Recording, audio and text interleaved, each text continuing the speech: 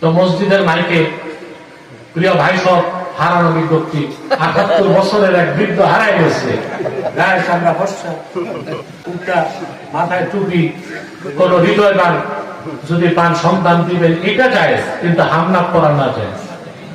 হামনাত করা যদি না যায়, হয়তো কেউ মারা গেলে মৃত্যুর ঘোষণা দেওয়া যায় হবে, তাকে ওটা বন্ধ করুন। ওটা করলে মৌলবীগিরি থাকবে না। কেন আশেপাশে ফতুয়া দিয়া ফেতনা ফাসাদ সৃষ্টি করে? মাইকের ক্ষেত্রে হুকুম যেটা ফাতোয়া, ওটা তো আপনারা কেউ মানেন না। সেটা হচ্ছে ওয়াকেফ, যিনি মাইক ওয়াকফ করছে, তিনি যদি ওয়াকফ করার সময় বলে দেয় এই মাইকে আজান হবে, ওয়াজ হবে, এলাকার ঘোষণাও হবে, তখন ওই মাইকে এলাকার ঘোষণা দেওয়াও যায়। আর যদি ওয়াকেফ শর্ত না দেয়, তাহলে আসলে হামনাত, ওয়াজ মাহফিল, নামাজ, আজান ছাড়া আর কিছু যায়।